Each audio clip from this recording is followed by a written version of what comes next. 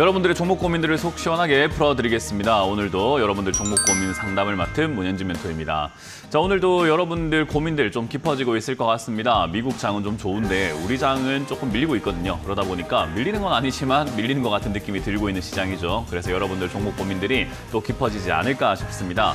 여러 가지 변화들이 명절 이후에 발생이 되었는데 그런 상황에서 대처하기 힘드시다면은 저희와 함께 상담을 통해서 고민들을 해결해 가시면 될 것 같습니다. 02-377 0269번과 여러분들 유튜브 채팅창에 여러분들 종목들을 생방송으로 올려주신다면은 저희가 상담 중간에 봐드리도록 하겠습니다. 그렇기 때문에 전화 상담을 많이 신청을 해주시고 전화 상담이 좀 안 된다고 하신다면은 유튜브 채팅창에다가 올려주시면 저희가 봐드리도록 할게요.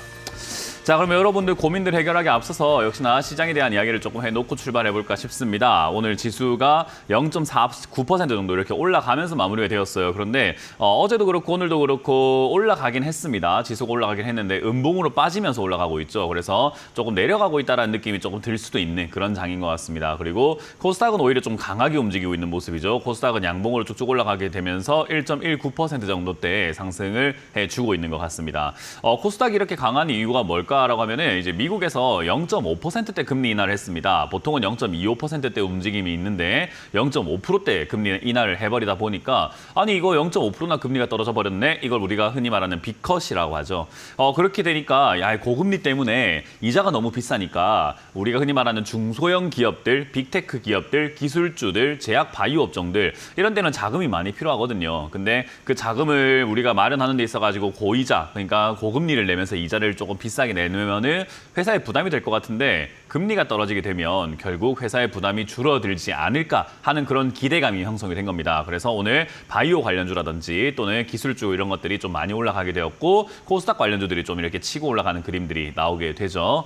그래서 코스닥 쪽이 조금 많이 올랐다 보여지는데 사실 이제 뭐 종목 가릴 거 없이 코스피, 코스닥 양쪽 모두 다 잘 올라가긴 했습니다. 그래서 우리 종목들이 조금 많이 올라갔으면 좋겠다 생각이 들지만 아직까지는 여러분들이 만족할 만한 상승은 분명 아니었지 않았을까 생각이 듭니다.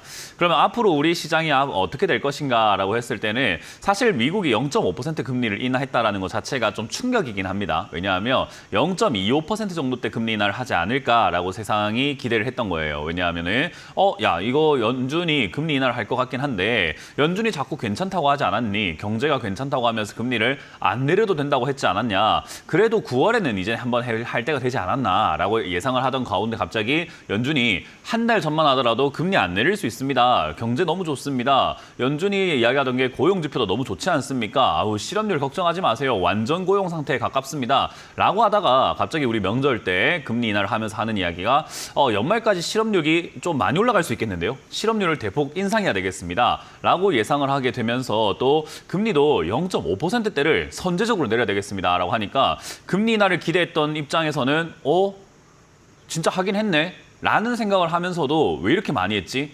야, 괜찮다고 하더니 진짜 문제 있는 거 아니야? 아니, 경기 침체가 없다고 하더니 뭐 연착륙이라든지 이런 것들이 가능하다고 하더니 아니, 이거 가파르게 떨어지는 거 아니야? 뭔가 우리가 모르는 문제가 있는 거 아닌가? 라고 하면서 미국 시장도 사실 어제는 조금 힘들어 했었는데 엊그제는 좀 힘들어 했었는데 이제 어제는 조금 올라가면서 뭐 좋은 거겠지. 좋은 게 좋은 거라고 우리가 좋게 생각하자라는 분위기고요. 미국이 0.5%대 금리가 떨어지고 나니까 결국 아무래도 이제 엔캐리 자금이라고 하죠. 이 엔캐리 자금들이 좀 움직일 수 있는 그런 조건들이 만들어진 것 같습니다. 미국 금리가 떨어지게 되다 보니까 엔화와의 이제 금리 격차가 좀 줄어들게 되었죠. 일본은 금리가 오르고 있고 미국은 많이 떨어졌거든요. 그래서 이러다 보니까 엔화 자금들이 결국은 또 다시 움직일 수 있는 거 아니냐. 그래서 우리가 흔히 말하는 지난번 엔캐리 트레이드로 인해서 충격을 받았다 해서 블랙먼데이라고 부르던 그런 주가 폭락 사태가 또 다시 일어나는 거 아니냐라는 그런 우려감들도 존재하죠. 더군다나 이제 우리나라 입장에서는 결국 연말까지 이야기가 확실하게 마무리 지어져야 되는 게 바로 금투세입니다. 이 금투세 시행되는 거 아니냐 또는 안 하는 거 아니냐 유예시키지 않을까 또는 하는 거 아니냐라는 이야기들이 오고 가고 있다 보니까 사실 투자 자금들이 좀 화끈하게 우리 시장에서 매수가 들어와가지고 양봉으로 올라가는 그림이 나오기는 좀 힘들죠. 그래서 아직도 여전히 명절 이후에도 테마 장세가 만들어지고 있고요. 이 테마 장세는 다음 주가 되어야 뭔가 이렇게 좀 어떤 방향성이라든가 가닥이 나올 가능성이 높지 않을까 생각이 듭니다. 그래서 지수는 제가 보기에는 연말까지 랠리가 펼쳐질 가능성이 좀 있을 것 같아요. 금리가 가파르게 내려갔고 우리나라도 10월부터 금리를 내릴 가능성이 상당히 높다라고 평가가 되고 있고 그리고 연준에서도 밝히듯이 올해 0.5%대 금리를 한 번 더 내릴 수 있다라고 이야기했던 것처럼 사실 금리 인하에 대한 기대감으로 인해서 연말 랠리가 펼쳐질 것 같긴 한데 중간에 우여곡절, 엔캐리 자금이 이탈한다거나 또는 금투세로 인해서 약간 시장에 충격이 생긴다거나 하는 우여곡절은 있을 수 있다 정도로 해석을 해볼 수 있을 것 같습니다. 자, 어쨌든 그런 관점에서 여러분들이 이제 사실 본격적으로 이제 움직여야 될 때가 된 것 같습니다. 지금까지 거의 한 근 2달 동안 시장이 너무 안 좋았잖아요. 7, 8, 9월까지 장이 너무 안 좋다 보니까 할 수 있는 게 별로 없는 시장이었는데 이제는 뭔가를 해야만 하는 시장이 돼버린 것 같습니다. 그렇기 때문에 여러분들 물려있는 종목이라던가 내가 지금 빠져있는 종목들을 추가 매수를 해야 된다거나 이런 것들을 해야 되는데 아직도 여러분들이 지금 종목을 사면은 도움이 될 거라 생각하시는 분들이 있지만 미국 같은 경우는 연초부터 해서 지금까지 한 25% 올라갔고 일본 같은 경우도 한 10몇 %대 상승을 했는데 우리나라는 15%대 하락을 했습니다. 그러니까 연초보다 뭘 샀다면 물릴 가능성이 높은 시장이죠. 그래서 종목 개수를 자꾸 늘리는 것은 좋은 방향이 아닙니다. 그래서 여러분들이 방송을 보시더라도 뭐 유튜브라든가 여러 가지 경제 관련 뭐 영상 컨텐츠들을 보실 때 종목 추천이 좀 많으실 텐데 종목 추천한다고 해서 여러분들 종목이 너무 많다면 굳이 살 필요는 없습니다. 여러분들 들고 있는 종목들을 잘 어루만지는 것이 훨씬 더 유리한 시장이라는 것을 기억하시길 바라면서 오늘도 종목 상담을 받으시기를 추천드려보도록 하겠습니다. 자, 어쨌든 고민하지 마시고 저와 함께 여러분들 종목들을 최대한 본전 또는 최대한 수익을 내고 나올 수 있도록 전략을 짜 드려보도록 할 테니까 02-3772번에 0269번으로 전화 주셔가지고 상담을 받아보시면 좋을 것 같네요. 자, 그럼 여러분들 전화 연결되어 있다고 하니까 바로 받으면서 출발을 해보도록 하겠습니다. 전화 받습니다. 여보세요? 네, 여보세요. 안녕하세요. 네, 안녕하세요. 문현진 멘토입니다. 네. 어떤 게 궁금하세요? SK 하이닉스요. SK 하이닉스고요. 매수가랑 비중이요? 17만 2천 원입니다. 10 얼마요? 17만 2천 원에 10%예요. 17만 2천 원에 10%요? 네. 뭐 일단 SK 하이닉스를 매수할 만한 그런 메리트가 없는 기업이거든요. 사실 가격이 너무 비싸요. 그러니까 좋은 기업을 샀냐라고 물어본다면 진짜 좋은 기업을 샀어요. SK 하이닉스라는 기업이 나쁜 기업인가 좋은 기업인가로 따진다면은 만약에 SK 하이닉스를 나쁜 기업이라 했다가는 아마 대한민국에서 매장당할 겁니다. 정말 좋은 기업을 사긴 샀어요. 근데 비싸게 산 것뿐이에요. 그래서 우리가 주식을 한다라는 것 자체가 아니라 그냥 우리 일상생활의 쇼핑으로 생각 한번 해볼게요. 만약에 자녀가 있다면 또는 친구가 있다면 가족이 있다면 어떤 물건을 사왔는데 너 그거 정말 잘 샀다라고 이야기를 하게 될 때는 잘 어울리는 상품을 샀거나 아니면 평소에 우리가 알고 있던 가격보다 좀 싸게 정말 싸게 저렴하게 잘 샀다라고 이야기를 하죠. 그죠? 친구들한테 뭔가 너 그거 진짜 잘 샀다. 제가 지금 넥타이 메고 있는 것도 너 그거 정말 잘 샀다라고 할 때 싸게 샀거나 잘 어울릴 때 이야기한다는 거죠. 근데 SK 하이닉스를 사람한테 어울린다고 할 수 있습니까? SK 하이닉스를 우리 얼굴에 갖다 대면서 나랑 잘 어울리지. SK 하이닉스 나 주주 나 잘 어울리지 이럽니까? SK 하이닉스는 우리가 어울릴 수가 없어요. 그죠? 그러니까 어울린다라는 개념이 다르니까 무조건 잘 샀다라고 하는 말은 싸게 사야 된다는 겁니다. 근데 지금 SK 하이닉스는 역사적인 고점에 올라와 있죠. 가장 비싼 시기입니다. 그러니까 가장 비싼 시기에 가장 비쌀 때 사가지고 지금 샀다라고 하면 이걸 잘 샀다라고 표현하기는 좀 힘들어요. 좋은 기업을 갖고 있긴 한데 돈 벌긴 좀 힘들겠네요 라는 말이 정석이 돼버리는 거예요. 그러니까 이거는 SK 하이닉스가 앞으로 정말 좋아질까요 하면 정말 좋아지겠지만 주가는 좀 힘들 겁니다. 인 겁니다. 왜냐하면 회사가 좋아지는 것과 주가가 더 올라가는 건 별개의 문제예요. 이건 이제 주식을 사려고 하는 사람들이 많은가라고 했을 때는 SK 하이닉스뿐만 아니라 지금 반도체 시장이 좀 과열이었다. 그리고 HBM이라든가 뭐 우리 고대역폭 메모리라고 하는 그런 것들이 과열이다. 그래서 너무 과열이다 보니까 공급 과잉이 일어날 가능성이 높고 SK 하이닉스도 HBM을 잘 많이 만들었는데 물론 중국에서도 그리고 TSMC에서도 여러 기관 여러 단체들에서도 역시나 기업들이 이 HBM을 정말 많이 만들고 있지 않느냐. 그래서 공급 과잉으로 인해 가지고 HBM 가격이 좀 폭락을 할 가능성이 높다라고 보고 있죠. 그러면 영업이익이 당연히 떨어지게 될 것이고 지금보다는 그 단계를 지나갈 때 당연히 계곡처럼 주가가 푹 빠졌다가 올라가는 그런 현상이 나타날 텐데 빠지고 있는 이 떨어지는 칼날을 왜 잡았냐라는 거죠. 그러니까 매수 자체가 잘못 접근된 거예요, 이거는. 그래서 지금 시청자님이 겪어야 되는 것은 어쩔 수 없는 고통, 그러니까 손실인 거예요. 어쩔 수가 없어요. 왜냐하면 지금 당장에 잡아가지고 장기적으로 본다 하더라도 어디까지 빠졌다 올라갈지를 모르다 보니까 밑으로 많이 내려갔다 올라가면 올라갈수록 고통이겠죠. 그죠? 그러니까 어찌됐든지 간에 고통을 견뎌야 될 것이고 추가 매수를 대응해서 한다 하더라도 많이 기다렸다가 해야 되기 때문에 굳이 이걸 들고 가면서 추가 매수 대응하면서 가져갈 필요가 있을까 저는 그렇게 봅니다. 그래서 SK하이닉스가 지금 이대로 죽을 것인가라고 하면은 사실 최근에 이제 금리 인하 이슈와 엔비디아가 주가가 다시 한 번 더 반등 나가려고 하는 이슈와 그리고 사실 SK하이닉스랑 삼성전자가 정말 가파르게 좀 많이 빠지긴 했어요. 솔직히 말해서 삼성전자 같은 경우가 특히. 그래서 좀 가파르게 좀 많이 빠진 경향이 있다 보니까 아마 SK하이닉스도 단기 반등이 있을 거라고 저는 예상이 됩니다. 그래서 단기 반등이 나와준다면 한 18만 원대에서 19만 원대까지 예상을 한번 해볼 수 있을 것 같은데 저기까지 올라올 때 큰 욕심 부리지 말고 매도하시는 게 좋아요. 이거는 가져가면 가져갈수록 불리한 가격입니다. 기업이 나쁜 게 아니에요. 네네. 그래서 그렇게 잘 접근하시고 다음번에는 잘 샀다라는 인식을 스스로가 느낄 수 있는 정도의 가격에 들어가 보세요. 기업은 아무렇게나 골라도 되는데 그 기업을 잘 샀다라고 할 만한 정도의 싼 가격을 한번 접근해 보는 걸 추천드려 보도록 하겠습니다. 네, 감사합니다. 네, 다음 상담 이어갑니다. 여보세요? 네, 안녕하세요. 네, 안녕하세요. 문현진 멘토입니다. 네네. 레인보우 로보틱스를 좀 비싸게 샀는데요. 얼마예요? 매수 가능 중이요? 네, 가격을 말씀해 주세요. 9,400원. 15만 9,400원에 네. 400원에 43%요. 43% 나섰다고요? 네. 왜 그렇게 많이 샀대요? 자꾸 내려와서 그냥. 내려간다고 더 사야 되는 보니까. 이유가 뭐죠? 어, 아무 이유 없습니다. 근본적으로 내려온다고 더 사야 되는 이유는 없어요. 올라갈 것 같으니까 더 사야죠. 그러니까 주가가 올라갈 것 같으니까 사야 되는데 내려간다고 더 사면 그 내려가는 거 더 사면 밑빠진 독에 물 붓기밖에 더 됩니까? 그러니까 주가가 다 내려가고 난 다음에 사야 되는데 내가 샀는데 주가가 많이 빠져서 내려가니까 살려 이거는 아무 의미가 없는 매수예요. 그래서 저는 그런 매수 하지 마라고 이야기하거든요. 그런 네, 거는 앞으로, 절대로 이유가 될 수가 없는 앞으로도 하셔서는 안 되는 그런 매수법입니다. 그래서 주가가 내려간다고 해서 더 사는 행동은 앞으로는 하지 않으시는 것을 추천드려보도록 하고요. 레인보우 로보틱스는 더 내려갈 가능성이 높은 자리라고 생각이 들고 높은 가격이고 높은 종목입니다. 왜냐하면 사실 레인보우 로보틱스라고 하는 이 회사가 로봇 관련주 그러니까 휴머노이드 로봇이라고 하는 것을 로봇인데 사람 관절처럼 팔처럼 생기거나 사람 몸처럼 생긴 또는 사람 다리처럼 생긴 어떤 휴먼을 본따서 만든 로봇이라고 이야기를 해요. 근데 이런 게 사실은 이족 보행 로봇이라든가 이런 것들인데 우리가 기껏 요즘에 보고 있는 진짜 일상생활에서 많이 보고 있는 로봇은 인간을 닮은 로봇이라고 할 수 없는 그냥 진공청소기 같은 게 돌아다니는 서빙 로봇밖에 없어요. 그죠?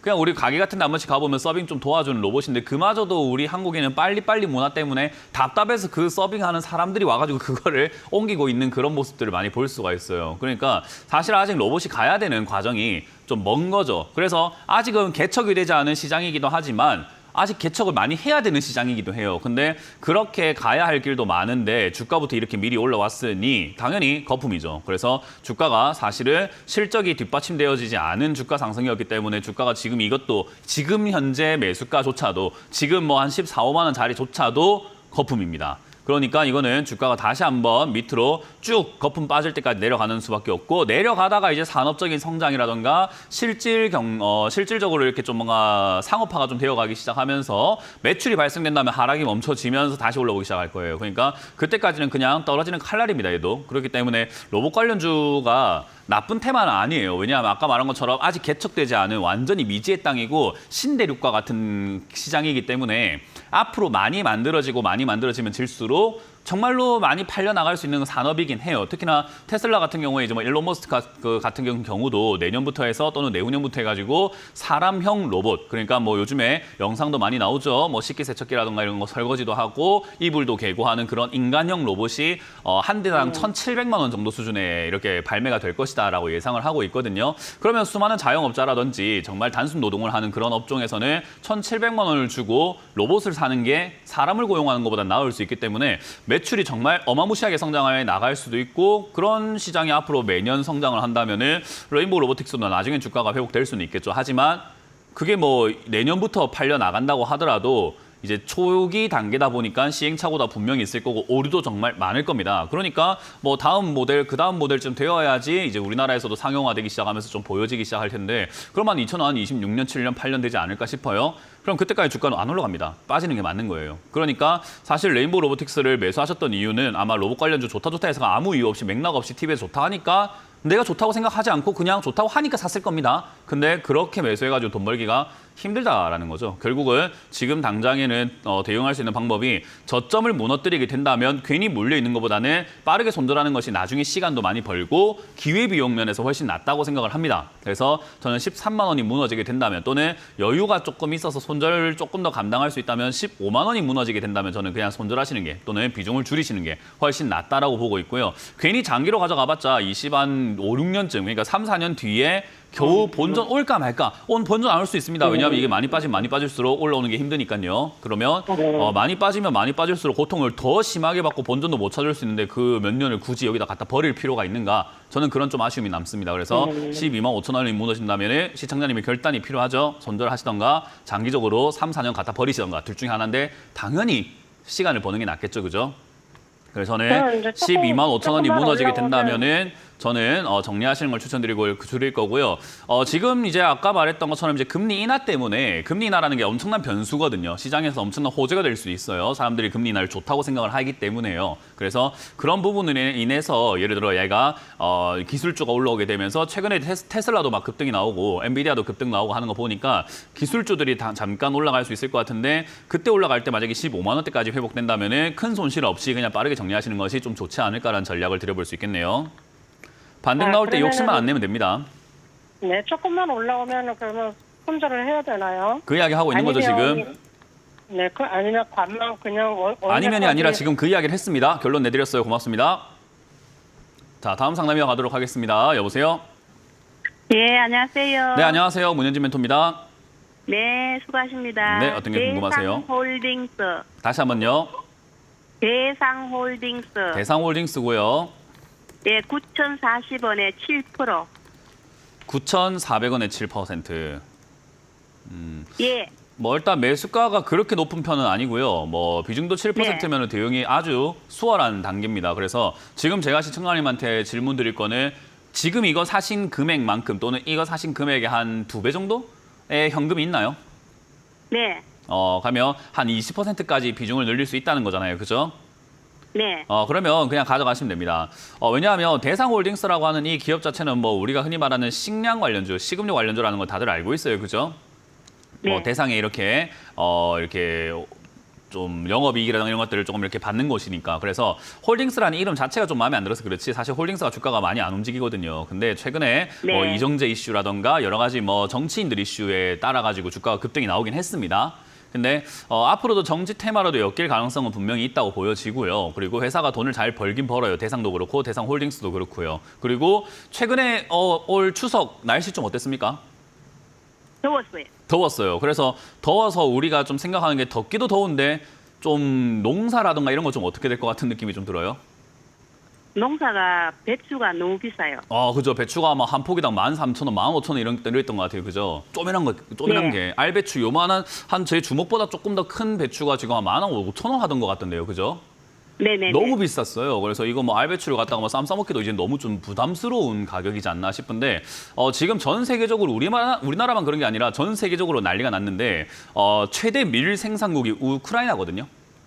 네. 근데 우크라이나가 지금 저 더위 때문에 무더위 때문에 밀 생산이 잘 안 되고 있답니다. 전쟁도 전쟁이지만 거기다가 덮친 대로 이제 저 이상 기후까지 덮쳐가지고 밀 생산이 좀 잘 안 되고 있다 하는데 그게 우크라이나뿐만 아니라 다른 국가들도 거의 다 비슷해요. 그래서 식량 자급 자족도 힘든데 수출하기 힘들다라는 그런 이야기들이 서서히 나오고 있거든요. 그렇게 되다 보니까 사실 식량 관련주들은요. 지금 이상기후 속에서 싸게 사놓기만 한다면은 장기적으로 갔을 때마다 주기적으로 보너스, 내가 그러니까 상여금이 필요하다고 했을 때 우리 왜 회사도 열심히 일을 하고 성과가 좋으면 상여금이 나오잖아요. 그죠? 예. 예상치 못한 보너스 같은 느낌으로 갖고 있다 보니까 어느 순간 갑자기 급등 나와서 수익이 날 수 있는 그런 기업들이 바로 이런 식음료 관련주입니다. 그럼 이런 식음료 예. 관련주는 우리가 예상치 못하게 수익을 보려면 어떻게 해야 되냐면 무조건 싸게 들고 있어야 돼요. 그래서 싸게 들고 있는데 내가 산 자리가 제일 저점이면 참 좋은데 그 뭐 진짜 내가 뭐 주식을 하기 위해 태어난 사람도 아니고 내가 산 자리가 딱 저점일 이유는 없잖아요. 그죠? 그러게요. 사자마자 올라갈 이유는 없어요. 그러니까 내려가는 걸 당연하게 받아들이시면 돼요. 그러면 내려갈 때 뭐 하면 되냐면 아이고야 내가 뭐 9,700원, 9,000원짜리가 저점인 줄 알았더만 아니었네. 근데 지난번에 보니까 얘가 5,000원까지도 내려갔으니까 그래 네가 한번 내려가봐라. 난 더 사지 뭐. 그래서 내 매수가도 같이 내려버리지 뭐 하고 그냥 내려갔을 때 내 매수가도 같이 내려버리면은 올라갈 때 이득을 크게 볼 수 있는 구조가 돼버립니다. 그렇기 때문에 이 기업은 단기적인 짧은 생각을 가지고 매수하게 되거나 매매를 하게 되면 조금 피곤할 수 있거든요. 근데 길게 네. 보고 매수가를 낮추면서 멀리 보고 가져간다면 아무 문제가 없이 편안하게 수익을 낼 수 있는 기업이에요. 아, 그래서 저는 주가가 내려올 때 만약에 이 기업은 지난 저점이 6,000원짜리 바로 직전지 저점이 6,000원짜리거든요. 네, 그래서 6,000원. 6,000원 정도까지 이렇게 내려가게 된다면 비중을 아까 말씀드린 것처럼 20%대까지 늘리셔가지고 가져가시는 게 어떨까? 어쨌든 이거는 내후년, 뭐 3년, 4년 이렇게 가져간다 해도 나쁜 기업은 아니고 거기다 홀딩스라고 하는 이런 그 딱지가 붙어 있는 기업들은요. 뭐 배당이 그렇게 높진 않아도 배당을 잘 주거든요. 아, 그래서 가져가는 동안에 배당도 보너스 개념으로 진짜 조금이지만 그래도 배당을 좀 받기도 받고 가져가면서 이 수익도 조금 낼 수 있도록 비중을 좀 크게 실는 게 좋습니다. 그 대신에 아, 예. 지금 자리에서 실어버리면 안 되겠죠. 주가가 바닥이 아닐 수 있으니까 내려갈수록 무겁게 해서 내 매수가도 같이 내려가게끔 그렇게 비중을 짜는 게 네. 좋으니까 6,000원에 가깝게 추가하면서 한다 생각하고 장기 투자 의견을 드려보도록 합니다. 네, 감사합니다. 네, 고맙습니다. 다음 상담 이어가겠습니다. 여보세요? 전화 받아봅니다. 여보세요? 여보세요. 네, 안녕하세요. 네, 문현진 멘토입니다. 예, 예. 어떤 게 궁금하세요? 부광약품 부광약품이고 7,500원에 7,500원에요? 예, 20%. 20%요. 예, 예. 뭐 매수가 그렇게 높지는 않아요. 낮은 것도 아니지만 뭐 어쨌든 높은 건 아닌데 비중이 20%라서 제가 질문할 게 더 살 돈이 어느 정도 있나요? 비중으로 따진다면? 예, 조금 여유가 있습니다. 그러니까 조금이 그 몇 프로 정도일까요? 현금으로 퍼센트로 따진다면? 한 20% 정도. 20% 정도 알겠습니다.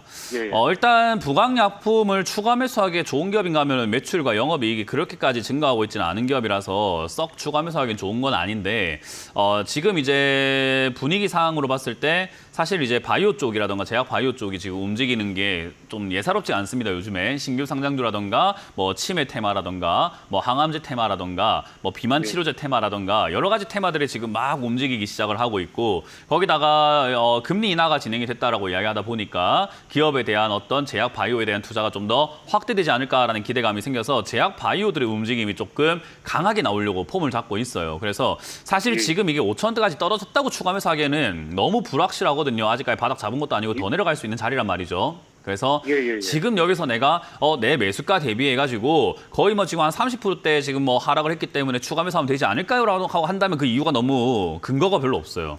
여기서 더 이상 안 예. 떨어져야 추가 매수해야 될 거 아닙니까? 근데 여기 예, 샀는데 예, 더 예. 떨어지면 무슨 의미가 있어요? 그래서 예. 사실 추가 매수를 하기에는 지금은 좀 섣부른 감이 있다라는 거고요. 제약 바이오 분위기가 좀 만들어진다라는 건데 만들어지고 나서 추가 매수해도 늦지 않아요. 그러니까 지금 만들어질까 말까 만들어질까 말까 하고 있는 거 약간 간 보고 있는 상태인 것 같거든요. 그래서 예. 여기서 조금 만들어지고 난 다음에 해도 늦지 않기 때문에 저는 그냥 일단은 홀딩해서 들고 가는 걸 의견 드릴 겁니다. 근데 여기서 4,500원대에서 5,000원대에서 5,500원대에서 한 달 정도라든지 머물면서 거래량이 한 300만 주 이상이라던가 지금 오늘 8만 주밖에 예. 거래량 발생이 안 됐어요. 근데 예. 거래량이 한 2, 300만 주 이상 발생되면 거래가 많이 발생된 거죠. 그죠? 그래서 예. 그 정도의 거래량이 좀 발생된다면 다시 한번 연락을 주세요. 그때 제가 추가 매수가 가능한지 아니면 추가 매수 안 하고 올라올 때 팔아야 될지를 같이 이렇게 고민해 보도록 하겠습니다. 지금은 예. 추가 매수는 없이 그냥 가져가도 요즘 제약 바이오 분위기 나쁘진 않으니까 손실을 줄여 나올 수 있을 것 같긴 하거든요. 근데 예. 조금 더 공격적으로 한번 해보려면 추가 매수를 할까 말까를 고민해야 되기 때문에 다시 연락 달라는 겁니다. 일단 홀딩 의견 드려보도록 할게요. 예. 감사합니다. 네, 고맙습니다. 자, 다음 상담은 저희가 이번 주 강연회가 준비가 되어 있습니다. 내일과 모레 강연 준비되어 있는데 어디서 하는지를 체크 한번 해보고 다시 돌아와서 보도록 하겠습니다.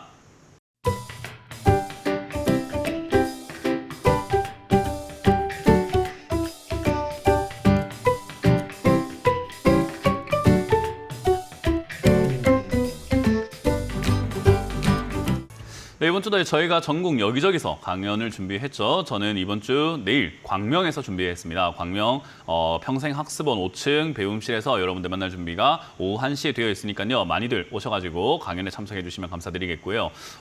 모레도 준비가 되어 있습니다. 일요일은 오전 11시에 제가 서울역으로 갑니다. 서울역에 있는 곳은 제가 처음 가보는데요. 서울역 센터 2층 사파이어홀에서 여러분들 만날 준비되어 있으니까 서울역 11번 출구로 나오시면 오실 수 있다는 점 참고하셔가지고 오전 11시에 와주시면 감사드리겠습니다. 자, 그럼 여러분들 종목 고민들 유튜브에 올라와 있습니다. 유튜브에 올라온 종목들을 바로 보면서 또 상담을 진행해 보도록 하겠습니다. 지금 보니까 삼성전자를 매수해도 될까요? 라는 질문을 하셨네요. 안 하시는 게 좋을 것 같아요. 왜냐하면 일단 질문한다는 것 자체가 실력이 없다는 겁니다. 일단 이렇게 삼성전자와 같은 자리가 매매하기가 진짜 까다로운 자리예요. 그러니까 까다롭기 때문에 일반적인 투자자들이 접근하기에 쉬운 자리는 아닙니다. 그래서 이런 자리에서 질문 안 할 정도의 분들은 들어가도 돼요. 왜냐하면 들어가서 어떻게 해야 될지를 알고 있다는 거기 때문에. 근데 지금 제가 이렇게 매수해라고 했을 때 시청자님이 기대하는 거는 문현진이가 사라고 했어. 내일부터 올라가겠지 했는데 월요일 빠지면은 이 문현진 이거 실력도 없는 게 이럴 거 뻔하거든요. 그러니까 이렇게 그냥 사자마자 올라갈 거라고 기대해버리는 분들은 여기 들어가시면 안 돼요. 근데 보통은 이렇게 사도 될까요? 라고 물어보시는 분들이 뭔가 알고 내가 투자를 했을 때 어떻게 대응해야 될지 알고 투자한다기보다는 잘 모르고 하시는 분들이 많기 때문에 그냥 안 하시는 게 낫다 이 말이에요. 근데 저라면 삽니다. 지금 자리에 삼성전자 사볼만 합니다. 왜냐하면 충분히 많이 빠졌어요. 그러니까 앞으로 이제 더 많이 안 빠진다는 보장은 아니고요. 여기서 한번 반등이 나갔다가 빠질 수 있는, 그러니까 반등이 나갈 수 있는 가능성이 높은 자리라는 거죠. 그래서 저는 단기 반등이 있을 거다 생각을 해서 단기적인 관점에서 들어갈 수 있느냐라고 하면 저는 예스라고 봅니다. 하지만 여기서 들어갔을 때 기대 수익률이 높지 않습니다. 삼성전자는 저는 개인 투자자들이 매매하기 좋은 종목은 아니라고 하거든요. 왜냐하면 삼성전자 투자하실 거면 최소 10억 단위로 들어가시는 게 제일 좋습니다. 10억, 20억, 30억, 50억, 뭐 100억 이런 식으로요. 그 정도 자금이 없다면 수익률이 크지 않아요. 그래서 사실 올라올 때 뭐 7만 원까지 올라간다 하더라도 10% 정도 수익이 나는 곳인데 저기까지 올라갈 때 한 방에 올라가는 것도 아니고 세월아 네월아 하면서 한 달, 두 달, 세 달 이렇게 올라가 버리기 때문에 기다리는 거 대비해서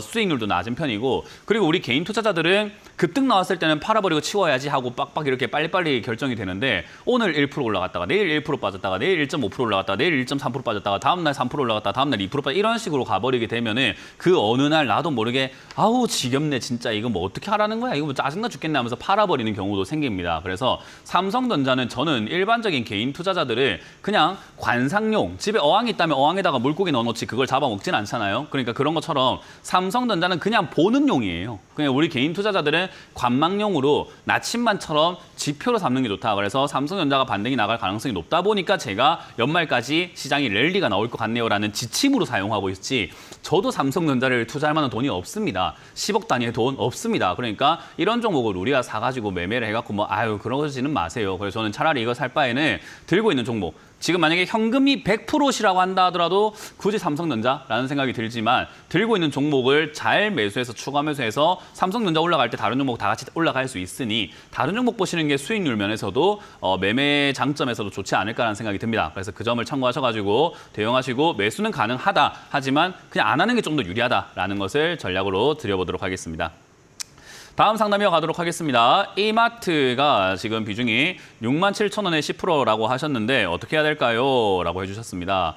일단 이마트, 사실 이마트가 좋은 상황에 빠져 있는 기업이라고 하기는 조금 힘들죠. 지금 이렇게 현 상황으로만 딱 따져본다면은 이마트가 영업이익도 막 적자, 흑자 왔다 갔다 하고 있는 그런 상황이기도 하고, 경쟁사들이 좀 너무나 많죠. 특히나 쿠팡, 그리고 테무, 알리, 해외까지 막 들어와가지고 난리가 났단 말이죠. 그래서 이마트가 지금 상황이 좋은가라고 하면은 사실 조금 어려운 상황이긴 하나, 사실 이마트 트레이더스라든지 우리가 이마트를 많이 다니시는 분들 입장에서 본다면 이마트 쇼핑하기 참 괜찮거든요. 저도 이마트를 좀 많이 이용을 합니다만은 홈플러스라든가 롯데마트도 있지만 저는 이마트를 조금 자주 이용하게 되더라고요. 왠지 모르겠지만요. 어쨌든 편해서 그런 것 같아요. 그래서 이마트 같은 경우가 저는 지금은 위기가 맞는데 아니 위기 때 투자를 해야 기회의 수익을 크게 내지 뭐 맨날 위기라고 피하고 기회만 쫓아다니면 우리가 맨날 쫓아다니는 매매밖에 할 수가 없잖아요. 그래서 저는 위기는 기회다라는 말이 이런 종목에 어울리지 않나 생각이 들어요. 근데 위기를 기회로 바꿔나가는 데까지 시간이 많이 걸릴 수밖에 없어요. 그래서 이런 기업을 사셨다면은 사실 장기 투자하는 것이 맞는데 사람들은 이마트가 괜찮다고 했으니까 사놔야지 위기는 기회라고 했으니까 사야 되겠다 했는데 뭐 한 몇 개월 지나고 1년이 지나도 안 가고 더 빠져버리면은 에이 이거 괜히 사가지고 고통이다 라고 하시는 분들이 있거든요. 이거 사셨으면 한 3, 4년 동안은 남들이 말하는 고통을 좀 받으실 수가 있습니다. 그래서 내려갈 때 추가 매수를 해서 매수가를 낮추면서 비중을 크게 늘려서 기다리는 동안에 비중을 늘려나가야 돼요. 그러니까 이런 종목은 어떻게 해야 되냐면 내가 투자 자금이 1억이 있다라고 한다면은 3천만 원 올해 사고 내년에 3천만 원 사고 그다음에 3천만 원 사가지고 연도가 지나가면 갈수록 비중이 늘어나게끔 그리고 내 매수가보다 낮을 시 시간이 많이 지났을 시 이렇게 매수가를 조금 낮추면서 비중을 늘려나가는 전략이 매우 좋죠. 근데 우리는 뭐 2, 3년 투자 잘 안 하죠. 그러니까 돈을 못 벌죠. 그러니까 돈을 벌려면 2, 3년 투자 해야 됩니다만은 안 하실 거죠. 돈 못 법니다. 하실 거예요? 돈 버실 겁니다. 그러니까 이마트는 가져가시면은 돈이 벌리는 구조기 때문에 사놓고 기다리는 것이 훨씬 유리하다. 그래서 이 5만 원대에서 추가 매수 나중에 할 수 있도록 현금만 잘 마련해놓고 섣불리 움직이지 않는 게 좋습니다. 왜냐하면 템포가 너무 길기 때문에 지금 내가 산지 몇 개월 됐는데 살까? 몇 개월 가지고 안 됩니다. 1년 정도 지켜보다가 추가 매수를 하셔도 늦지 않습니다. 그래서 한참 뒤에 하셔도 되니까 그냥 홀딩해서 가져가라. 이런 걸 사놔야 나중에 사람들이 달려들 때 비싸게 팔아낼 수가 있습니다. 그래서 저는 홀딩 의견 드려보도록 할게요. 다음 상담도 이어가 보도록 합니다. 다음 상담은 화신입니다. 화신이라는 종목을 11,200원부터 접근을 하셨네요. 11,200원에 비중이 10%다라고 하셨는데 지금 추가 매수가 가능할까요? 라고 질문하셨는데 만약에 제가 시청자님하고 1대1로 만나가지고 뭐 밥을 먹거나 술을 먹거나 또는 이렇게 만나서 커피를 한잔하거나 해서 면담에서 1대1 자리에서 제가 만났다면 지금 추가 매수해야 되는 이유가 뭔데요? 라고 먼저 물어봤을 겁니다. 뭔데요? 라고 물어봤을 건데 아마 시청자님 대답은 많이 빠져서요. 주가가 많이 내려와서요 할 텐데 그런 건 이유가 되지 않습니다. 더 이상 안 내려갈 것 같다라는 확신이 들어야 되겠죠. 화신 이런 것처럼 빠지고 내려가고 있는 종목에서는 확신이 필요합니다. 근데 무슨 확신이 있죠? 최근에 며칠 조금 올라왔다고 속으실 건가요? 지난번에도 조금 올라왔다고 빠졌는데 이번에도 올라가다 빠지면 어떡할 건가요? 왜 지금 추가 매수해야 되는지 전 잘 모르겠습니다. 특히나 제일 저점이라고 할 수 있는 자리는 저 아래쪽이죠. 충분히 많이 빠져야 저기 2,000원대까지 빠져야 많이 빠졌네. 더 이상 안 빠지겠다라고 생각할 만한 근거가 확실한 자리인데 지금 이 자리는 내려가고 있는 과정일 뿐인데 여기서 사야 되는 이유가 뭐죠? 이런 걸 우리가 보통 떨어지는 칼날이라고 부릅니다. 떨어지는 칼날을 잡으셔가지고 손 다치고 계시는 상황에서 또 한 번 더 잡아서 또 다치겠다고 하면 그거 말려야 되지 않을까요? 그러니까 아무 이유 없이 내가 물렸다고 추가 매수하는 것만큼 어리석은 추가 매수는 없습니다. 추가 매수는 내가 물렸기 때문에 하는 게 아니에요. 더 안 빠질 것 같네. 이제 올라갈 것 같네 싶을 때 해야 됩니다만은 무슨 생각으로 여기서 더 안 빠질 것 같은지는 잘 모르겠네요. 왜 올라갈 것 같다고 생각하는지도 잘 모르겠네요. 메리트가 없습니다. 추가 매수는 안 하는 게 좋을 것 같고요. 추가 매수할 가능성이 높은 기업입니까? 하면 당연히 높죠. 왜냐하면 실적 잘 나오죠. 자동차 부품 관련주 앞으로 올라갈 가능성이 상당히 높은 자리들이죠. 그러다 보니까 이미 이거는 한번 시세를 내버렸다 보니까 다시 올라가기가 조금 어려운 이제 거품 빠지고 있는 단계가 돼버렸지만 사실 반등이 나갈 가능성은 상당히 있다라고 생각이 듭니다. 그래서 추가 매수를 굳이 안 해도 반등이 나갈 때 본전 또는 수익권에 조금 이렇게 도달될 수 있을 것 같고요. 만에 하나 7,500원 내지 지난 전저점이라고 부를 수 있는 여기 올라왔을 때 6,000원에서 7,500원 정도까지 올라온다면 전 여기선 추가 매수가 가능하지 않을까라는 생각이 좀 듭니다. 그래서 이 자리까지 내려간다면 그때 다시 한 번 더 문의를 주시되 이렇게 내려가고 있는 모습이 아니라 옆으로 가는 모습이어야 되겠죠. 그래서 모습 자체가 완전히 다릅니다. 달라졌을 때 다시 한 번 더 문의 주시면 감사드리겠습니다. 자, 다음 상담을 넘어가 보도록 하겠습니다. 다음 상담은 전화를 받아보도록 할게요. 여보세요? 네, 수고하십니다. 네, 안녕하세요. 문현진 멘토입니다. 네. 어떤 게 궁금하세요? 하나 시스템. 한화 시스템이고요. 매수가랑 비중이요? 18,600원에 10%인데 이게 오래됐는데 이거 안 뭐 오래되셨으면 중간중간 팔 기회가 있었는데 한 번도 안 파셨네요. 아니 2만 원 가나 팔려고 안 팔았더니 뭐 어쨌든 욕심 때문에 안 팔았겠네요. 그 욕심 그거 잡아내지 못하면 돈 못 벌어요. 욕심이라고 하는 건요, 내 마음속에 벌레예요, 벌레. 약간 구더기와 같은 벌레, 바퀴벌레와 같은 벌레. 그 욕심을 잡아내지 못하면은 주식에서 돈 못 벌어요. 왜냐하면 욕심 때문에 수익이 나도 팔지를 못해요. 욕심 때문에요. 그 욕심만 아니면 수익 났을 때 딱 팔아가지고 수익을 챙겨가지고 아이고 내가 크진 않지만 수익 좀 났다라고 생각하고 만족하면서 또 다른 매매도 하면서 또 수익 나면 또 챙겨 나가면서 이렇게 네. 차곡차곡 내 돈이 불어날 텐데 주식하는 사람들 대부분 보면요 그 욕심 때문에 돈을 불리지를 못해요. 돈이 수익이 났을 때 매도 버튼을 눌러야 이제 내 돈이 불어난 거잖아요. 2만 원이었지만 2만 1,000원이 돼야 돈이 불어난 거잖아요. 맞잖아요. 그죠? 네. 근데 일반적으로 그 욕심 때문에 2만 원이 2만 1,000원 됐지만 2만 2,000원 되겠지라고 생각해서 안 팔다가 2만 원 되고 또 본전되고 이랬을 때 본전이니까 다시 또 올라가겠지 하면서 안 팔고 물리면은 물렸다고 다시 올라가겠지 하면서 안 팔고 계속 그렇게 해요. 그러다가 물리면은 아이고 됐다 내가 무슨 부귀영화 누리려고 주식을 해가지고 내가 됐다 막 이거 꼴보기도 싫다 팔아버려야지 이거라도 건지자 하면서 나중에 폐잔병처럼 나와요. 그 모든 과정에서 나를 좀 이렇게 좀먹었던 게 뭐냐라고 하면 욕심이라고 부르는 제가 말했던 벌레입니다. 그 벌레. 그거 못 잡으면은 돈 못 벌어요, 그냥. 제가 주식을 하면서 10년 동안 전문가 일을 하면서 수많은 개인 투자자들 상담하면서 느낀 거예요. 이 사람들의 마음속에는 욕심이라는 벌레가 있구나. 저거 못 잡으면 돈을 못 벌구나라고 요즘 계속해서 제가 강의를 해드리고 있거든요. 여러분들뿐만 아니라 시청자님도 지금 이거 수익 몇 번이고 낼 뻔했거든요. 조금이어도 1,000원이어도 어디예요. 수익이 났는데 지금도 사실 18,600원 샀다면 한 주당 400원씩 수익은 냈긴 냈거든요. 적지만 만족은 안 되겠지만 수익이 나긴 나고 있거든요. 근데 매도 안 누를 거잖아요. 왜? 뭐 때문에요? 올라갈 것 같은 뭐 때문에? 욕심 때문에 그래요. 조금 그러니까 정확하게. 그거를 우리가 절제를 하지를 못하면 답이 안 나와요. 그러니까 여기서 더 갈까요? 안 갈까요?를 제가 맞출 수는 없는 거 아니겠습니까? 그죠? 맞출 수 없을 때 누군가가 내 돈을 보호해줘야 된다면은 누가 보호해야 돼요? 제가 보호합니까? 시청자님이 보호합니까? 거의. 본인이 보호를 해야 될 거예요. 그죠? 그럼 본인이 절제를 못하는데 누가 보호가 돼요? 그러니까 사실은 수익이 났을 때 매도할 수 있는 그런 마음가짐 자체가 중요합니다. 그럼 어떻게 해야 되냐면 내가 뒤도 안 돌아보고 매도할 수 있는 자리를 정하세요. 그거는 저한테 물어볼 필요가 없이 시청자님이 나는 목에 칼이 들어와도 어디 올라왔을 때 정해서 나는 매도를 하겠다라고 정하셔야 돼요. 저는 요즘에 운동을 이제 하기 시작을 했는데 운동을 하려고 하니까 쉽지가 않은 것 같아요. 너무 힘들고 귀찮고 죽겠고 하기 싫어요. 그래도 하루에 스쿼트를 30개 이상은 무조건 하겠다. 시간을 떠나가지고 언제라도 나는 30개를 무조건 하겠다는 생각을 하거든요. 그건 제가 정한 거예요. 누가 정해주지도 않고 제가 정한 거예요. 그래서 저는 그걸 매일 하고 있어요. 그거라도 못하면 난 살 절대 못 빼겠다. 건강해질 수가 없다고 생각하거든요. 시청자님께 제가 드리고 싶은 조언이 그거예요. 이게 수익이 얼마가 났을 때 매도하겠다고 정해놓고 그걸 못 정하면 시청자님은 앞으로 돈 못 법니다. 그걸 꼭 기억하셨으면 좋겠어요. 어떤 사람은 아니 그런 이야기 말고 하나 시스템이 그래서 기업이 좋다고 안 좋다고 기업이 돈 번다고 안 번다고 전망이 어떻다고 이런 거 물어보시는 분들이 있는데 저는 그거보다 중요한 거는 아니 자기가 자기를 스스로 제어를 못하는데 무슨 주식을 전망을 생각을 하고 기업을 생각을 하고 뭐 수익을 뭐 어떻게 챙기려고 그러는가 생각이 들어요. 그래서 저는 시청자님이 가능하시다면은 19,500원대라든지 2만 원대가 되었든 간에 내가 매도하겠다라고 어느 한 지점을 정하셔가지고 그 지점이 되면은 뒤도 돌아보지 말고 매도를 한번 해보세요. 그게 정말 중요하거든요.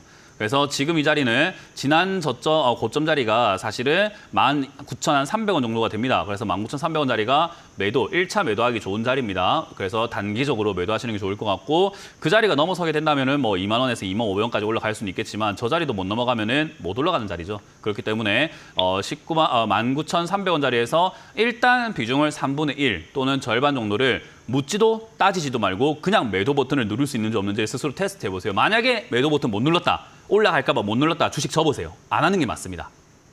이해가 되세요? 더 올라갈까 봐 안 갈까 봐가 중요한 게 아니라 매도 버튼 누를 수 있나 없납니다. 조금 더 먹을 10만 원 더 먹으려고 그랬더니 아이, 뭐라고요? 너무 적게 먹어서 조금 2만 원 너무 적게 가까이 먹어서 너무 아쉬울 것 같으면 그냥 오늘 내일 아침에 식사를 맛있게 많이 하세요. 뭘 먹어요, 주식을. 그러니까 수익을 챙기고 뭔가 챙겨 나가면서 돈을 불린다라는 개념 자체가 없기 때문에 그런 일이 발생이 되는 거거든요. 너무 적게 먹는 개념은 없습니다. 그래서 저는 그런 개념이 전혀 공감이 되지 않기 때문에 제가 거기서 더 이상 말씀드리지 않도록 하고 일단 19,300원짜리에서 매도가 가능한가 너무 적게 먹어서 안 되는 것 같다 싶다면은 스스로 알아서 하실 때 저는 주식을 그만두시는 걸 추천드릴 수밖에 없습니다. 어쨌든 이 방산 관련주는 충분히 올라갈 수 있는 상태이기 때문에 기업적인 내용으로 본다면 괜찮은 자리이기 때문에 들고 가시는 게 맞는데 시청자님의 태도를 저는 조금 바꿔드리기 위해서 조언을 드렸다는 점 기억하시고 올라올 때 매도를 통해서 수익을 실현시키시기를 추천드려보도록 하겠습니다. 다음 상담 이어가겠습니다. 여보세요? 네. 네, 안녕하세요. 문현진 멘토입니다. 네, 안녕하세요. 네, 어떤 게 궁금하세요? 먼저 2,000원대 내려가면은 전화를 드리라 그랬어. 전화. 네, 무슨 종목이죠? 맥스트요. 넥스틸이고요. 맥스트. 맥스트요. 네네. 매수가랑 비중이요? 2,000원대 내려가면 다시 전화 달라고 하셨기에 전화 드렸어요. 매수가랑 비중을 먼저 말씀해 주세요. 예, 매수가는 6,900원. 비중은 25%입니다. 네. 일단 내려놓았어요. 2,000원까지. 네. 근데 뭐 좋게 내려온 거 아니죠? 네. 네, 뭐 좋게 내려왔으면은 그냥 조용히 아무 문제 없이 내려왔으면은 괜찮겠다 생각이 드는데 뭐 유상증자 한다네요. 250억 규모의 주주 배정 유상증자를 한다고 하네요. 그러니까 쉽게 생각하면 유상증자를 고상하게 우리가 유상증자라고 표현해놔서 그렇지 쉽게 생각하면 주주들한테 돈 구걸한다라고 표현하는 게 좀 맞을 것 같아요. 우리가 받아들이기에는.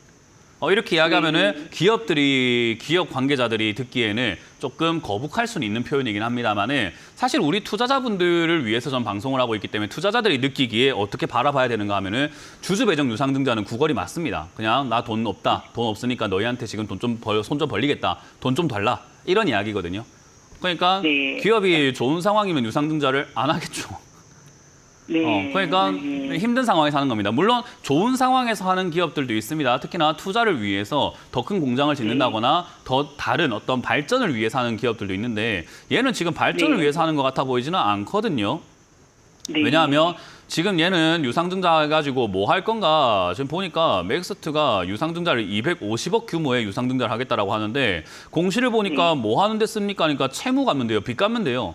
160억 정도를 빚 갚고 운영 자금이 이제 자기를 회사 운영하는 데 들어가는 여러 가지 뭐 인건비라던가 월세라던가 이런 것들 내야 될 거 아니에요. 이자라던가 그죠? 네. 그냥 그거에 90억을 쓰겠고 나머지는 채무 빚 갚는 데 160억을 쓰겠다는 거니까 발전이 있는 겁니까? 전혀 없어 보이거든요. 네. 그러니까 이렇게 쓰겠다라고 하니 유상증자를 이렇게 한다고 하니까 좋아 보일 수가 없죠. 그러니까 네, 제가 지금 내가 힘들어가지고 그렇지 내가 더 나은 걸 위해서 가게를 또 차릴 거고 내가 뭐 확장을 위해서 공장을 늘릴 거고 이런 신사업을 하기 위해서 유상증자를 할 거니까 250억을 좀 투자하시겠습니까? 우리 사업 계획이 이렇습니다. 이걸로 돈을 얼마를 벌 수 있을 것 같고 이렇게 된다면 우리가 지금 적자나는 걸 해결할 수 있을 것 같습니다가 아니라 그 주주님들 제가 진짜 미안한데요. 내가 지금 빚이 너무 많아가지고 그런데 160억 좀 갚으려니까 돈 좀 주세요. 이거거든요. 이거는 존속 가능성을 조금 의심해봐야 되는 상태죠. 그러니까 주가가 올라가기가 굉장히 어려워 보이죠. 그래서 사실 맥스트가 2,000원까지 온 거는 맞는데 유상증자가 없이 그냥 자연스럽게 내려가면서 회사가 좀 회생 가능성이라든가 성장 가능성, 영업이익이라든가 매출이 좀 증가하면서 좀 변화될 가능성이 좀 보여서 메타버스라든가 이런 증강현실 이런 쪽에서 뭔가 산업의 두각을 조금 발전해 나갔다면은 제가 추가 매수를 해도 되지 않을까요라고 했겠지만 지금은 그냥 없다 생각하고 냅두는 게 나을 것 같은데요. 회사가 좋은 상황이 아니잖아요.